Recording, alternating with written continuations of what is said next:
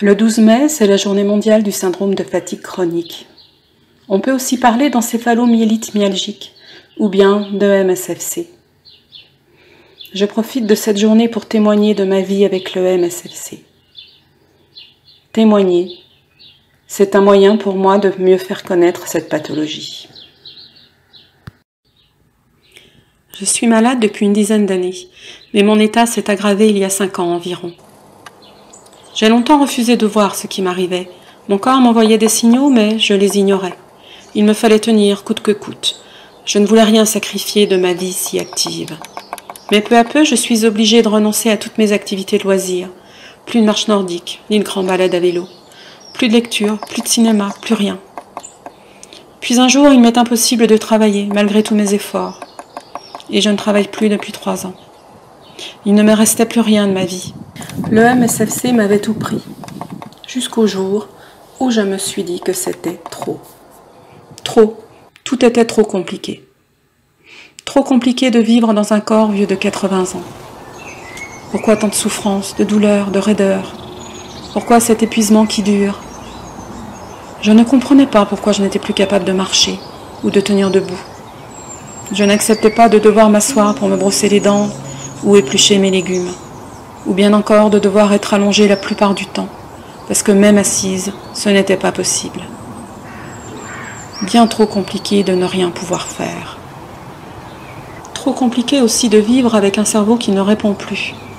Pourquoi tant de difficultés à me concentrer, à réfléchir, à trouver la bonne orthographe d'un mot, à trouver le bon mot? Pourquoi c'était devenu aussi difficile de comprendre ce que je lisais? J'oubliais tout. J'étais ralentie dans tout ce que je faisais. C'était terrible de se sentir autant diminué. Trop compliqué de comprendre ce qui se passait. Impossible de lire, de penser, d'écrire, de réfléchir, d'avoir une conversation sans être épuisé. Impossible de faire le ménage, les courses. Impossible de cuisiner, moi qui aimais tant ça. Impossible de vivre, c'était presque ça. Tout ça sans comprendre. Trop compliqué de renoncer à tout et de faire le deuil de ma vie d'avant. Mon métier me manquait terriblement et je culpabilisais de ne plus pouvoir travailler. Je souffrais aussi d'être privée de tout ce que j'aimais faire. C'était douloureux de ne pas pouvoir vivre normalement, de perdre son autonomie ou de ne plus avoir de vie sociale. On a le sentiment de s'éteindre peu à peu. Trop compliqué de mesurer mon handicap, de le reconnaître. Encore plus compliqué de l'accepter. C'était bien trop compliqué, trop lourd, trop difficile pour moi. C'était bien trop pour si peu d'énergie. Je prends conscience que j'ai besoin d'aide, j'ai besoin de soutien, besoin d'être comprise. J'ai besoin d'aide de toutes sortes, besoin de comprendre, besoin d'accepter.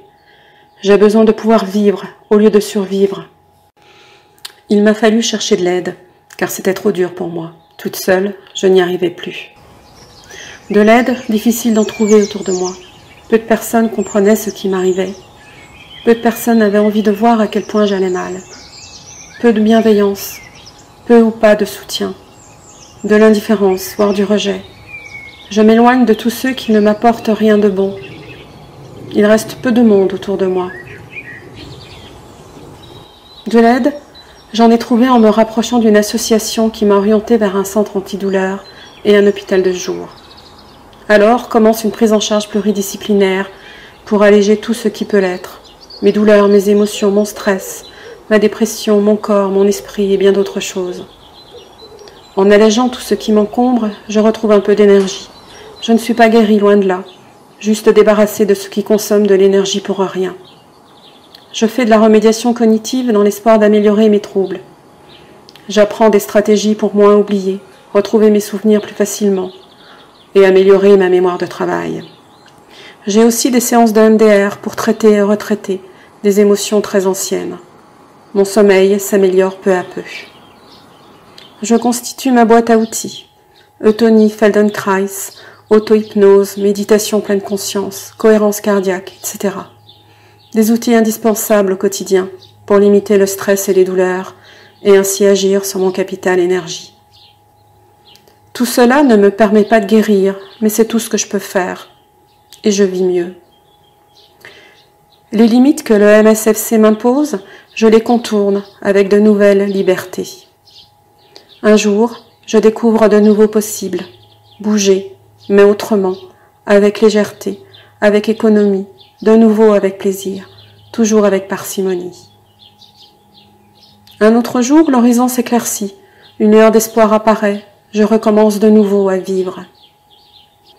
Bientôt les soins vont prendre fin. Je me sens prête, je me sens armée face à cette MSFC qui a détruit ma vie, qui m'a détruite. Je me sens plus forte aujourd'hui. Ce long travail sur mon histoire, sur mes forces, sur mes faiblesses, m'a aidé à faire le deuil de ma vie d'avant.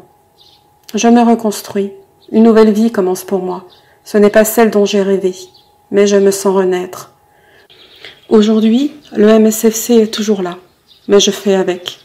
Je vis autrement, plus simplement. J'apprends à aller à l'essentiel. Cette énergie qui continue de manquer, j'essaie de la gérer au mieux. C'est un long travail pour essayer de comprendre comment agir dessus, comment aussi moins en consommer, ou bien encore en gagner un peu. L'alimentation peut jouer un rôle important. Pas de produits transformés, une alimentation de type méditerranéenne, peu de sucre, des légumes, beaucoup de légumineuses, des fruits secs. Enfin, c'est l'alimentation qui me correspond. J'ai aussi organisé une chasse au gaspille, en aménageant mon appartement en conséquence, en choisissant par exemple des appareils électroménagers légers, maniables. Quand je peux, je prépare des repas en plus grande quantité, pour en avoir un de près, le jour où je suis trop épuisée pour cuisiner. J'apprends peu à peu à répartir mes activités, enfin le peu d'activités que je peux avoir, le quotidien, les séances chez le kiné, les soins, les rendez-vous médicaux. J'essaie de garder à tout prix de l'énergie pour une activité plaisir, petite balade, un peu de loisirs créatifs, vie sociale.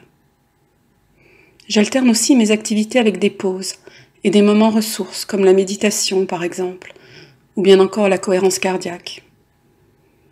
J'essaie d'organiser tout ceci sur la journée et sur la semaine, dans le respect de mes possibles et de mes envies, en tenant compte du niveau d'énergie du moment, du jour.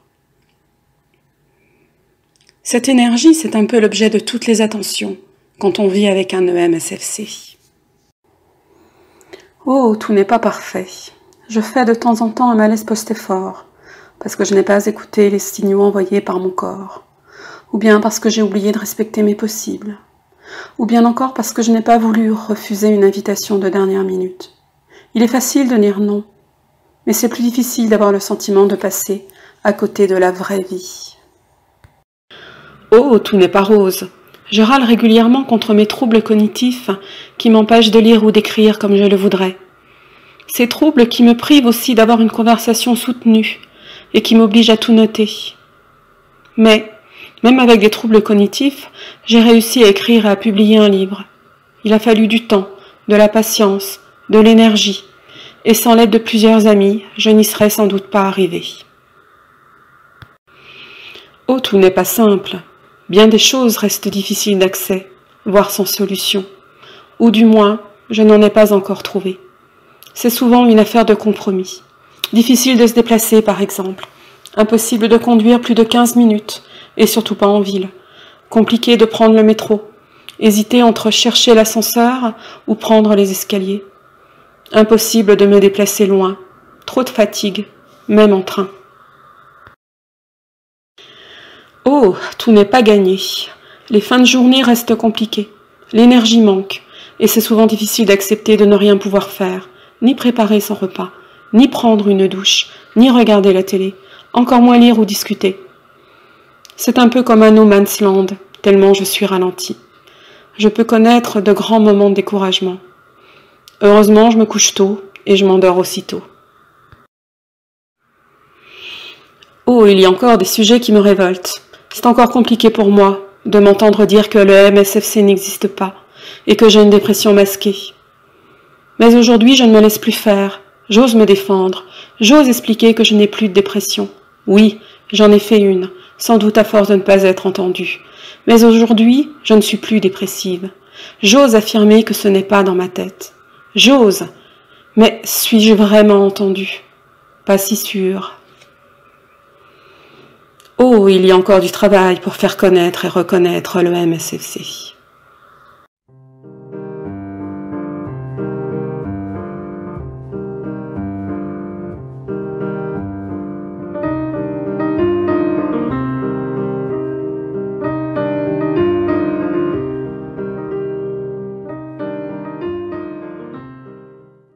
Je préfère le mot bienveillance à celui de courage, même s'il faut du courage pour vivre avec un EMSFC. Où trouver ce courage, cette force qui nous manque tant? Peut-être en étant bienveillant vis-à-vis de soi.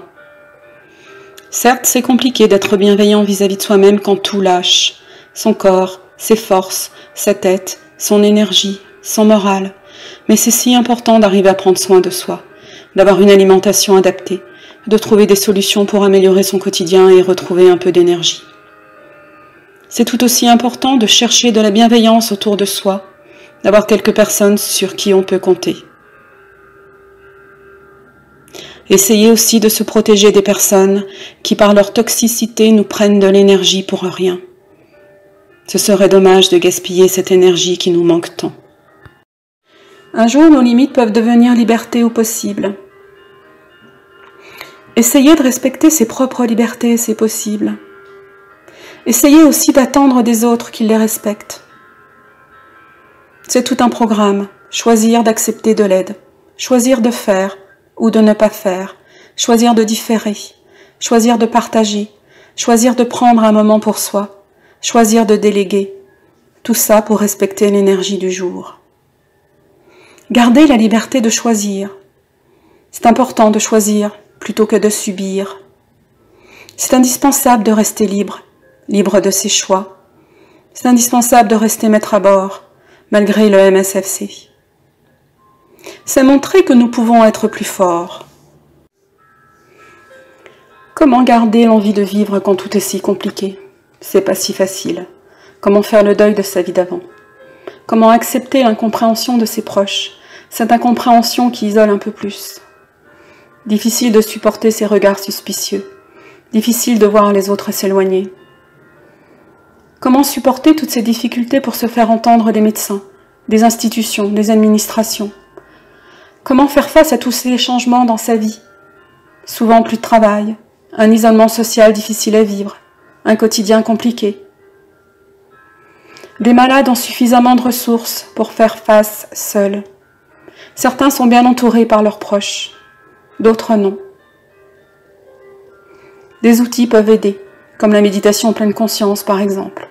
C'est important de vivre à l'instant présent, pour ne pas vivre dans les ruminations, ni dans l'anticipation permanente. Bien sûr, le MSFC n'est pas une maladie psychiatrique, mais une prise en charge psychologique des conséquences de ce syndrome peut être bénéfique. Bénéfique pour se sentir moins seul. C'est aussi important d'être compris, accompagné pour renoncer à son ancienne vie et découvrir de nouveaux possibles malgré le MSFC. En se faisant aider, ce n'est pas reconnaître que le MSFC c'est dans sa tête. On lutte déjà tellement contre toutes ces personnes qui le pensent. Non, c'est juste accepter de l'aide pour vivre autrement, essayer d'être bienveillant avec soi, accepter ses limites pour découvrir de nouveaux possibles et retrouver l'envie.